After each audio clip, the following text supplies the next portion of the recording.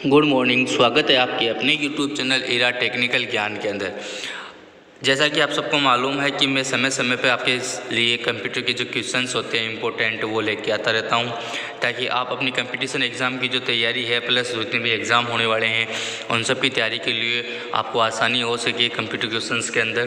तो आज के जो सीरियल रहेगी अपने 20 क्वेश्चन की, उनमें जो अपना फर्स्ट क्वेश्चन है वो रहेगा, वो है निम्न में से कौन सा शिक्षा के क्षेत्र में कंप्यूटर का प्रयोग बताता है। तो आपको बताना है कि जो आपको 4 ऑप्शंस मिले हैं उनमें से जो पहला ऑप्शंस है वो शिक्षा के क्षेत्र में आपको कंप्यूटर का प्रयोग बताएगा। तो सबसे पहला ऑप्शन है ऑनलाइन शिक्षा, दूसरा है स्मार्ट क्लास, तीसरा है डिजिटल लाइब्रेरी और चौथा है उपयोग सभी। तो ऑनलाइन शिक्षा यानी इंटरनेट के माध्यम से जो शिक्षा ली जा रही है वो, स्मार्ट क्लास यानी इंटरनेट पे आपको एक स्मार्ट क्लास ऐप या एक वेबसाइट मिल जाएगी जिसमें आपको पढ़ने का मौका मिलेगा। तीसरा है डिजिटल लाइब्रेरी। डिजिटल लाइब्रेरी के अंदर आपको मिलेगा कि अगर आपको कोई वर्ड्स समझ में नहीं आ रहा है या आपने कभी सुना नहीं है या इसका यूज़ क्या होता है, तो आप डिजिटल लाइब्रेरी के माध्यम से आप ऑनलाइन ही उसके बारे में पता कर सकते हैं। तो इसका जो राइट आंसर होगा वो होगा डी, उपयोग सभी। ये तीनों चीज़ें आपको शिक्षा के क्षेत्र में कंप्यूटर का प्रयोग करके बताती है। नेक्स्ट क्वेश्चन आपके है 2 नंबर, निम्न में से कौन सी कंप्यूटर सिस्टम की विशेषता नहीं है। तो आपको बताना है कि जो कंप्यूटर की विशेषता नहीं है उसके बारे में। पहला है विविधता, ये विशेषता है। शुद्धता, ये भी विशेषता है। गति, ये भी विशेषता है। और चौथा है सोचने की क्षमता, ये विशेषता नहीं है, क्योंकि कंप्यूटर में सोचने और समझने की क्षमता नहीं होती है। अगर कंप्यूटर सोचना और समझने लग जाएगा तो इंसान की जगह ले सकता है, इसीलिए अभी तक उसमें विशेष वर्क चल रहा है। वैज्ञानिक उनके बारे में सोचने समझने की क्षमता भी उसमें डाल रहे हैं, लेकिन फिलहाल जो अभी कंप्यूटर बने हुए हैं उनके अंदर सोचने और समझने की क्षमता नहीं होती है। तो अपना इसका आंसर होगा डी, सोचने की क्षमता। तीसरा क्वेश्चन है डिजिव्हील प्रिंटर खालिस्तान एक प्रकार है। तो आपको बताना है कि डिजिव्हील जो प्रिंटर होते हैं प्रिंटरों के प्रकारों में से, तो ये किस प्रकार का प्रिंटर है उसके बारे में। पहला है मैनुअल, दूसरा है मैट्रिक प्रिंटर, तीसरा है इम्पैक्ट प्रिंटर और चौथा है लेजर प्रिंटर। तो आपको मैं बता दूं कि जो आपका डिजिव्हील प्रिंटर है वो एग्जाम्पल है इम्पैक्ट प्रिंटर का, यानी ये इम्पैक्ट प्रिंटर के अकॉर्डिंग आते हैं। नेक्स्ट क्वेश्चन आपके है पहली पीढ़ी के कंप्यूटर का मुख्य कंपोनेंट क्या था। तो आपको बताना है कि कंप्यूटर की जो 5 पीढ़ियाँ थी उनमें से जो पहली पीढ़ी के अंदर जो कंप्यूटर बने थे उनमें सबसे पहले जो मुख्य कंपोनेंट इस्तेमाल किया गया उसका नाम क्या था। तो पहला है इंटीग्रेटेड सर्किट, दूसरा है ट्रांजिस्टर, तीसरा वैक्यूम ट्यूब और चौथा इनमें से कोई नहीं। तो मैं आपको बता दूं कि इसका एक मैंने ऑलरेडी अलग से वीडियो बना रखा है जिसका कंप्यूटर की पीढ़ियों के नाम से वीडियो है। उसमें कंप्यूटर की 1 से लेकर 5 जितनी भी पीढ़ियाँ हैं, पाँचों, उन सब का स्टेप बाय स्टेप आपको मैंने वर्णन करके बताया है। अगर आप कंप्यूटर की पीढ़ियों के बारे में पढ़ना चाहते हो तो वो वीडियो आप देख सकते हैं। इसके साथ ही साथ में मैं इनको बारे में थोड़ा बहुत बता देता हूँ आपको। इंटीग्रेटेड सर्किट है, ये तीसरी पीढ़ी में इस्तेमाल किए गए थे। इससे पहले ट्रांजिस्टर था दूसरी पीढ़ी में, और पहली पीढ़ी में वैक्यूम ट्यूब का इस्तेमाल किया गया था। तो इसका जो राइट आंसर होगा कि पहली पीढ़ी में कंप्यूटर का मुख्य कंपोनेंट क्या था, वो है वैक्यूम ट्यूब, सी। 5वां क्वेश्चन है निम्न में से कौन ऑपरेटिंग सिस्टम का उदाहरण नहीं है। तो आपको बताना है कि जो 4 ऑप्शन आपको मिले हैं इनमें से ऑपरेटिंग सिस्टम का एग्जाम्पल नहीं है, यानी उदाहरण नहीं है। पहला है लाइनेक्स, दूसरा माइक्रोसॉफ्ट ऑफिस, तीसरा है यूनिक्स, चौथा है माइक्रोसॉफ्ट विंडोज़। तो देखो लाइनेक्स, यूनिक्स और माइक्रोसॉफ्ट विंडोज़ ये तीनों ऑपरेटिंग सिस्टम के प्रकार हैं। केवल माइक्रोसॉफ्ट ऑफिस जो बी आंसर दे रखा है, बी दे रखा है, जो राइट आंसर है अपना कि माइक्रोसॉफ्ट ऑफिस ऑपरेटिंग सिस्टम का प्रकार नहीं है। ये केवल एक सॉफ्टवेयर है जो आपको ऑफिशियली वर्क करने के लिए सुविधा उपलब्ध करवाता है। जैसे इसमें वर्ड होता है, MS word, MS power point, MS excel, MS access, ये जो 4-5 ऑप्शंस इसमें मिल जाएंगे, उनके माध्यम से आप अपने ऑफिशियली वर्क को बड़ी अच्छी तरीके से और आराम से ईजिली तरीके से कर सकते हो। तो ये एक प्रकार का सॉफ्टवेयर है, ना कि ऑपरेटिंग सिस्टम। तो इसका राइट आंसर होगा बी, माइक्रोसॉफ्ट ऑफिस। छठा क्वेश्चन है एक ऑप्टिकल इनपुट डिवाइस जो पेपर मीडिया पर बने पेंसिल के निशानों को स्कैन करता है और पढ़ता है। तो आपको बताना है ऑप्टिकल इनपुट डिवाइस, जो इनपुट का मतलब जो सूचना लेगी वो डिवाइस बताना है। और जो किसी कागज़ के ऊपर लिखे हुए पेंसिल के निशानों को या पेन से लिखे हुए निशानों को पढ़ने का काम करते हैं। यानी ये ओमार शीट के बारे में बात कर रहा है कि ओमार शीट पर जो भी आपने कुछ लिखा है उसको जो पढ़ने का काम करेगा उसके बारे में। तो पहला है OMR, magnetic tape, punch card reader या ऑप्टिकल स्कैनर। तो इसका जो राइट आंसर होगा वो होगा OMR, ऑप्टिकल मार्क रीडर। यानी एक ये मशीन है जो ओमार शीट पर या किसी कागज़ पर लिखे हुए निशानों को या पेंसिल से बनाए हुए निशानों को, ऑप्शनों को पढ़ने का काम करती है। आपके अगला क्वेश्चन है 7 नंबर। ये फोल्डर आपके द्वारा डिलीट की गई फाइल और फोल्डर को स्टोर करता है। तो आपको बताना है कि अगर आपने कंप्यूटर में किसी फाइल या फोल्डर को डिलीट कर दिया है तो एक बार के लिए वो कौन से फोल्डर में जाएगा। यानी कंप्यूटर आपको एक फैसिलिटी या एक सुविधा उपलब्ध करवाता है जिसके माध्यम से अगर आपके द्वारा गलती से किसी फाइल या फोल्डर को डिलीट कर दिया गया है तो उसको वापस कैसे प्राप्त करें, उसके लिए इन्होंने एक फोल्डर बना रखा है जिसका नाम है रिसाइकिल बिन। कभी भी कोई चीज़ अगर डिलीट हो जाए फाइल या फोल्डर में से, फ़ोटो में से या सॉन्ग वीडियो में से, तो वो डायरेक्टली किस में जाएगा, रिसाइकिल बिन। अब अगर आपको उसको वापस लाना है तो आप रिसाइकिल बिन में जाकर उससे फाइल, फोल्डर या वीडियो को सेलेक्ट करें और उसको रीस्टोर कर लें। जहाँ से वो डिलीट हुआ है वहीं पर जाकर वापस आपको मिल जाएगा। तो ये बहुत अच्छी चीज़ है कि एक बार जो आपने डिलीट हो गई आपसे या आपने कर दी है उसको अगर वापस लाना है तो आपको डेस्कटॉप के ऊपर रिसाइकिल बिन फोल्डर मिल जाएगा, तो वहाँ से आप इसको वापस प्राप्त कर सकते हो। इसका जो राइट आंसर होगा वो रिसाइकिल बिन होगा बी। इसमें इनबॉक्स भी दे रखा है, फोल्डर भी दे रखा है। इनबॉक्स जो आपके ईमेल आईडी के अंदर जो मेल आते हैं वो इनबॉक्स के अंदर होंगे, और जो फोल्डर होते हैं वो बाहरी रूप है जिसके अंदर फाइल या फोल्डर किसी वस्तु को, फाइल को, इमेज को रखने का काम किया जाता है। नेक्स्ट क्वेश्चन आपके हैं, आप विंडोज़ स्टोर से क्या कर सकते हैं। तो जैसे मोबाइल के अंदर प्ले स्टोर होता है, गूगल प्ले स्टोर होता है, उसी प्रकार से मोबाइल के अंदर विंडोज़ स्टोर भी होता है और कंप्यूटर में भी विंडोज़ स्टोर होता है। तो वहाँ से आप क्या क्या कर सकते हैं, तो एप्लीकेशन डाउनलोड कर सकते हैं, वीडियो डाउनलोड कर सकते हैं, गेम डाउनलोड कर सकते हैं या उपयुक्त सभी कर सकते हैं। तो आपको मैं बता दूं कि ये जो डाउनलोडिंग का जितना प्रोसेस होगा वो विंडोज़ स्टोर के माध्यम से पूछा है, तो उसमें आप एप्लीकेशन, वीडियो और गेम डाउनलोड कर सकते हैं। तो जिसका राइट आंसर होगा वो होगा डी, उपयुक्त सभी कर सकते हैं। यानी ये तीनों चीज़ें आप वहाँ से डाउनलोड कर सकते हैं। आपका अगला और 9वां क्वेश्चन है, ऑनलाइन बैंकिंग या नेट बैंकिंग के उपयोग हेतु क्या आवश्यक है। तो आपको बताना है ऑनलाइन बैंकिंग, नेट बैंकिंग। पहले मैं आपको बता देता हूं कि ऑनलाइन और नेट बैंकिंग क्या होता है। देखो, अगर आपके बैंक में अकाउंट है तो बैंक आपको एक इंटरनेट पर अपना जो लेन देन का जो पेमेंट का प्रोसेस होता है उसके लिए आपको एक ID उपलब्ध और पासवर्ड उपलब्ध करवाता है। उसमें अकाउंट खोलकर उनको नेट बैंकिंग या ऑनलाइन बैंकिंग कहते हैं। यानी इंटरनेट पे आपका एक अकाउंट और खुलेगा जो सीधा डायरेक्टली आपके बैंक अकाउंट से लिंक होगा। वहाँ से आपका जो पेमेंट आना है, यानी जो अपनी पेमेंट की डिटेल देखनी है वगैरह है, वो सारा आप लोग वहाँ से कर सकते हो। या किसी चीज़ को भुगतान करना है या किसी व्यक्ति को पेमेंट ट्रांसफ़र करना है तो आप ऑनलाइन घर बैठकर मोबाइल से या कंप्यूटर से कर सकते हो। तो आपको इसमें बताना है कि उसका उपयोग आप कहाँ और क्या कर सकते हैं, और उसके लिए आपको किस चीज़ की आवश्यकता होगी। यानी ऑनलाइन बैंकिंग और नेट बैंकिंग का इस्तेमाल करने के लिए आपके पास क्या होना ज़रूरी है।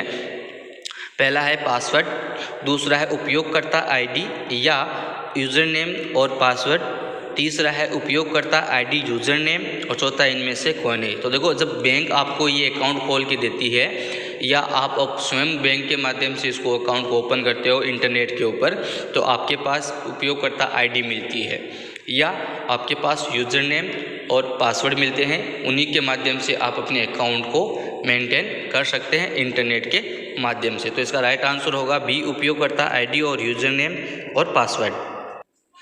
अगला क्वेश्चन 10वां है, डोमेन नाम के पीछे डॉट के बाद आने वाले आखिरी भाग को खालिस्तान कहा जाता है। यानी जो भी आप वेबसाइट लिखते हो उस वेबसाइट के अंदर डॉट के बाद जो एक नाम लिखा था, जैसे .in, .com, तो उनको क्या कहा जाता है। पहला ऑप्शन है ईमेल टारगेट, दूसरा पते के लिए मेल, तीसरा DNA और चौथा है डोमेन कोड। तो आपको मैं बता दूं कि जो डॉट के बाद जो नाम लिखा हुआ मिलेगा उसको कहते हैं डोमेन कोड। तो इसका राइट आंसर है डी। अगला क्वेश्चन है .gov, .edu, .mil, नेट वगैरह एक्सटेंशन को कहते हैं। यानी जो मैंने अभी इससे पहले जो क्वेश्चन आया था 10 नंबर, उसमें बताया गया था कि डॉट के बाद जो नाम होते हैं उनको क्या कहते हैं। उसी प्रकार से जो डॉट के बाद के नाम जैसे gov.edu, .mil, .net, ये जो नाम है इनको क्या कहा जाता है। तो ये दोनों सिमिलर है लेकिन उनको चेंज कर दिया गया है, क्वेश्चन को चेंज कर दिया गया है आपको कंफ्यूज करने के लिए। तो इसका भी जो राइट आंसर होगा जो पहले की तरह था डोमेन कोड, इसी में जो बी है डोमेन कोड, इसका राइट आंसर है 11वीं का। नेक्स्ट क्वेश्चन आपके है 12 नंबर, ई मित्र मॉडल किस तरह के ई गवर्नेंस का इस्तेमाल करता है। तो आपको बताना है कि जो ई मित्र वाले होते हैं, आपने देखा होगा हर जगह आपका ई मित्र वालों का हम लोग इस्तेमाल करते हैं काम के लिए। तो वो आपको किस किस चीज़ की सुविधा प्रोवाइड करवाता है। पहला है G2C, दूसरा है C2C, तीसरा है B2C या D बोथ, यानी दोनों A और C। तो मैं आपको बता दूं कि इसमें जो आपका राइट आंसर होगा वो होगा D both A and C। तो ये पहले इनको थोड़ा सा इसके बारे में विस्तार से समझ लें कि ये G2C, C2C या B2C क्या होता है। तो मैं आपको बता देता हूँ कि जो आपका G2C है उसका पूरा नाम होता है गवर्नमेंट टू कस्टमर, दूसरा है C2C कस्टमर टू कस्टमर, तीसरा है बिजनेस टू B2C यानी बिजनेस टू कस्टमर। तो आपका जो ई मित्र है वो आप लोगों को क्या सुविधा प्रोवाइड करवाता है ई गवर्नेंस के माध्यम से कि G2C, इसमें A और C राइट आंसर मैंने आपको बताया। तो इसके हिसाब से G2C गवर्नमेंट टू कस्टमर, यानी गवर्नमेंट के जितने भी लाभप्रद जो परियोजनाएं हैं उनको कस्टमर तक पहुंचाने का काम करता है। साथ ही साथ में जो C आपका इसमें सही है B2C बिजनेस टू कस्टमर, यानी बिजनेस संबंधी जितने भी वर्क होंगे वो भी आपके कस्टमर तक पहुंचाने का काम करता है ई मित्र। तो इसका राइट आंसर है B, A और C, D आंसर। क्वेश्चन आपके है 13 नंबर, ऑनलाइन बैंकिंग से ग्राहकों को क्या फ़ायदा हो सकता है। तो आपको बताना है कि ऑनलाइन जो आप बैंकिंग इस्तेमाल करोगे, जिसके बारे में भी हमने पढ़ा था, सुना था कि नेट बैंकिंग या ऑनलाइन बैंकिंग, तो उससे आप क्या क्या फ़ायदे ले सकते हो। पहला है कम समय की लागत, दूसरा है कहीं पर भी किसी भी समय बैंकिंग, तीसरा है घर से बैठे बैठे यूटिलिटी बिल और अन्य सेवाएँ का लाभ, और चौथा है दिए गए सभी। तो आपको मैं बता दूं कि इन ऑनलाइन बैंकिंग से कम समय की लागत, यानी आपके समय की बचत होगी, आपको कहीं जाने की आवश्यकता नहीं है, आप घर बैठे ही किसी भी चीज़ को खरीद सकते हो, उसका भुगतान कर सकते हो। दूसरा कहीं पर भी किसी भी समय बैंकिंग, इसका मतलब ये नहीं है कि आप घर बैठे हो या आप कहीं ऑफिस में हो या कहीं सफ़र के हो, आप कहाँ पर भी हो, जहाँ पर भी हो वहाँ पर आप ऑनलाइन बैंकिंग के इस्तेमाल से अपने काम को कर सकते हो। परचेजिंग या सेलिंग है या बिल मेंटेन वगैरह है, बिल भरना वगैरह सारा इजीली कर सकते हो। घर से बैठे बैठे यूटिलिटी बिल यानी बिजली का, पानी का, मोबाइल का, जितने भी ऑनलाइन या डिश टीवी वगैरह है जो पेमेंट बिल करना होता है वो आप ऑनलाइन बैंकिंग के माध्यम से कर सकते हो। तो इसका जो राइट आंसर होगा D, यानी ये सारी जो तीनों चीज़ें दे रखी है वो तीनों एकदम सही है, इनका यूज़ आप आराम से ऑनलाइन बैंकिंग में कर सकते हैं। नेक्स्ट क्वेश्चन आपके है, कुछ खरीदने और बेचने के लिए काम में आने वाली वेबसाइट किस कैटेगरी में होती है। तो आपको बताना है कि अगर आप इंटरनेट के माध्यम से किसी चीज़ को खरीद रहे हो या बेच रहे हो तो वो जितने भी वेबसाइट्स आप इस्तेमाल कर रहे हो उन वेबसाइट को कौन सी कैटेगरी के अंदर रखा गया है। पहला है सर्च इंजन। सर्च इंजन का मतलब होता है कि अगर आप इंटरनेट में किसी चीज़ को सर्च या ढूंढ रहे हो तो उसको सर्च करने का काम सर्च इंजन करता है। दूसरा है social networking site. Social networking site के अंदर आप किसी वस्तु डॉक्यूमेंट का आदान प्रदान, फोटोज वीडियो का आदान प्रदान या पर्सनल चैट या वीडियो कॉल, ऑडियो कॉल कर सकते हैं। तीसरा इंटरटेनमेंट वेबसाइट। इंटरटेनमेंट वेबसाइट के अंदर होता है मनोरंजन संबंधी जितने भी वेबसाइट हैं उन सब के बारे में। और जो D है अपने ई कॉमर्स वेबसाइट, यानी इंटरनेट के माध्यम से आप अगर व्यापार कर रहे हो तो वो ई कॉमर्स कहलाता है। तो ई कॉमर्स के अंतर्गत जितनी भी वेबसाइट है वो सारी आती है बेचने और ख़रीदने के काम आने वाली चीज़ों के लिए। यानी अगर आप किसी चीज़ को खरीद रहे हो या बेच रहे हो, परचेजिंग कर रहे हो, सेल्स कर रहे हो या जो भी आप कर रहे हो वो सारी किस कैटेगरी के अंदर आएगी, ई कॉमर्स वेबसाइट के अकॉर्डिंग। तो इसका राइट आंसर होगा D। अपना अगला क्वेश्चन है 15 नंबर, इंटरनेट के माध्यम से आप निम्न में से किस प्रकार की सुविधाएं प्राप्त कर सकते हो। तो यानी इंटरनेट के द्वारा आप क्या क्या चीज़ें प्राप्त कर सकते हो सुविधाएं, उनमें है ऑनलाइन टिकट बुक कराना, ये भी हो सकता है, ऑनलाइन बिल पेमेंट करना, ये भी इंटरनेट के माध्यम से होता है, ईमेल भेजना, ये भी इंटरनेट के माध्यम से होता है, और चौथा है उपयोग सभी। तो इसका राइट आंसर होगा डी कि ये तीनों चीज़ें आप इंटरनेट के माध्यम से इन सुविधाओं का फ़ायदा उठा सकते हो। अगला जो क्वेश्चन है अपना 16 नंबर, ई कॉमर्स वेबसाइट पर भुगतान कर सकते हैं। ई कॉमर्स का हमने पढ़ा था कि इंटरनेट के माध्यम से जो व्यापार किया जाता है उसके बारे में। तो उसका अगर आपको भुगतान करना है, यानी अगर आपने किसी चीज़ को ख़रीदा है तो उसका भुगतान आप कैसे कैसे करोगे। पहला है कैश ऑन डिलीवरी, यानी जब आपको उस सामान की जो डिलीवरी आपके घर पर मिल जाएगी तो आप उनको नकद के रूप में पैसे दोगे, वो कैश ऑन डिलीवरी कहलाएगा।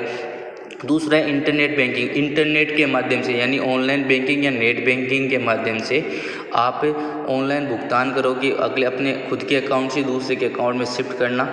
तीसरा है डेबिट कार्ड और क्रेडिट कार्ड, यानी आपके पास जो शॉपिंग कार्ड है और या आपके पास जो एटीएम कार्ड है उसके माध्यम से भी आप अपना जो पेमेंट है वो किसी वस्तु का जो पेमेंट है वो आप आसानी से कर सकते हो। और चौथा है दिए गए सभी। तो ये तीनों आंसर एकदम सही है, तो इसका राइट आंसर होगा डी, दिए गए सभी। अगला क्वेश्चन है 17 नंबर, राजस्थान सरकार द्वारा किए गए ई बाज़ार का URL क्या है। तो URL का पूरा नाम था यूनिवर्सल रिसोर्स लोकेटर। तो आपको बताना है कि जो URL है ई बाज़ार का, यानी जो एड्रेस है ई बाज़ार का, कि अगर हमें ई बाज़ार वेबसाइट पे जाना है या उसकी सुविधाएं लेनी है तो हमें कौन सा रास्ता अपनाना पड़ेगा। तो आपके पास 3 दे रखे हैं, जिसमें पहला है www.ebazar.rajasthan.gov.in, दूसरा है www.ebazar.rajasthan.com और तीसरा है www.ebazar.rajasthan.gov.in। तो देखो आप कंफ्यूज मत हो, आपको बस इतना ध्यान रखना है कि जितनी भी गवर्नमेंट वेबसाइटें होंगी या जो गवर्नमेंट के द्वारा चलाई जा रही है उन सब में अंत में .gov.in होगा, क्योंकि ये ऑफिशियली URL होता है, ज़्यादातर इसी का इस्तेमाल किया जाता है सरकारी कार्य के लिए। इसमें GOVT नहीं होगा, गवर्नमेंट नहीं होगा, GOV होगा। तो आप हमेशा ध्यान रखा, तो आपके डॉट के बाद gov.in जो मिल जाए वही आपका राइट आंसर होता है। तो इसी में राइट आंसर अपना ए होगा www.ebazar.rajasthan.gov.in ए। नेक्स्ट क्वेश्चन आपके है, राज ई वॉलेट को डिजिटल दस्तावेज प्रबंधक भी कहा जा सकता है। तो राज ई वॉलेट की परिभाषा भी दी है इन्होंने, बताया दूसरा नाम, साथ ही कहा है ये पोर्टल आधिकारिक दस्तावेजों और प्रमाण पत्रों के खालिस्तान करने की सुविधा देता है। तो आपको बताना है कि जो आधिकारिक जो दस्तावेज होंगे और जो प्रमाण पत्र होंगे उनको किस प्रकार की सुविधा देता है राज ई वॉलेट। तो पहला है डिजिटल हस्ताक्षर, दूसरा डिजिटल सत्यापन, तीसरा डिजिटल वार्तालाप और चौथा इनमें से कोई नहीं। तो आपको मैं बता दूं कि जो डिजिटल सत्यापन है वो जो आधिकारिक दस्तावेज होंगे या प्रमाण पत्र होंगे उनको सत्यापन करने के लिए काम में आता है। नेक्स्ट क्वेश्चन आपके है, राजमेघ के संदर्भ में SAAS का तात्पर्य क्या है। यानी आपको राजमेघ के अंदर जो SAAS आ रहा है उसका सारांश बताना है, पूरा नाम बताना है। पहला है सॉफ्टवेयर एज ए सर्विस, दूसरा है सर्विस एज ए सॉफ्टवेयर, तीसरा है सर्विस एज ए सॉल्यूशन और चौथा है नन ऑफ द अबव। तो देखो S का हो गया सॉफ्टवेयर, A का हो गया एज और A का हो गया ए और S का हो गया सर्विस। तो आपका जो पहला ऑप्शन है सॉफ्टवेयर एज ए सर्विस, ये राजमेघ के अंदर SAAS का पूरा नाम होता है। तो इसका राइट आंसर है ए। आज का अपना लास्ट एंड फाइनल जो 20 नंबर क्वेश्चन है वो है, निम्न में से राजस्थान सरकार द्वारा चलित ई कॉमर्स वेबसाइट का उदाहरण है। तो राजस्थान सरकार ने जिस ई कॉमर्स वेबसाइट को चलाया है उसके बारे में बताना है, जिसके बारे में हम पहले एक टॉपिक में पढ़ चुके हैं। जो अभी क्वेश्चन है उनमें से पहला है ई बाज़ार, दूसरा ई सेवा, तीसरा ई दुकान और चौथा है ई मार्केट। तो अभी जैसे हमने पहले पढ़ा था कि राजस्थान सरकार द्वारा जो चलित ई कॉमर्स वेबसाइट है वो है ई बाज़ार, जिसका यूआरएल हमने देखा था। तो इसका राइट आंसर होगा ए, ई बाज़ार। तो ये तो थे आज के आपके 20 क्वेश्चन जो कंप्यूटर के जो हर एक कंपटीशन एग्ज़ाम और आरकेसीएल एग्ज़ाम के अंदर बहुत फ़ायदेमंद होंगे। तो आप इनकी निरंतर स्टडी करते रहें और अपने कंपटीशन एग्ज़ाम को पूर्णतः कंप्लीट करें। और आशा है, दुआ है भी मेरी इस प्रकार की कि आप लोग हर एक कंपटीशन एग्ज़ाम में सक्सेस हो, आप भी जो आपने ड्रीम बना रखा है वो कंप्लीट हो। साथ ही साथ में आपको अगर मेरे द्वारा जो भी क्वेश्चंस बताए गए हैं वो कैसे लगे हैं कमेंट बॉक्स में जाकर ज़रूर बताएं। और अपने दोस्तों के साथ इस वीडियो को शेयर ज़रूर करें ताकि वो भी जो कंप्यूटर संबंधी क्वेश्चंस की तैयारी कर रहे हैं या आरकेसीएल की तैयारी कर रहे हैं या अदर कोई गवर्नमेंट जॉब की तैयारी कर रहे हैं जिसमें कंप्यूटर टॉपिक रहेगा, तो वो इन क्वेश्चन के माध्यम से अपने उन टॉपिकों को क्लियर कर सकता है, अपने एग्ज़ाम को क्लियर कर सकता है, साथ ही साथ अच्छे नंबर भी ला सकता है। तो वीडियो को लाइक करें, दोस्तों के साथ शेयर करें। और अभी तक अगर आपने मेरे चैनल को सब्सक्राइब नहीं किया तो प्लीज़ चैनल को सब्सक्राइब करें ताकि मैं ऐसे और भी जो वीडियो आप लोगों तक कंप्यूटर के लेके आ रहा हूँ वो आप लोगों तक पहुँचते रहे। तब तक के लिए धन्यवाद एंड सभी को ऑल द बेस्ट जो एग्ज़ाम होने वाले हैं उन सभी के लिए।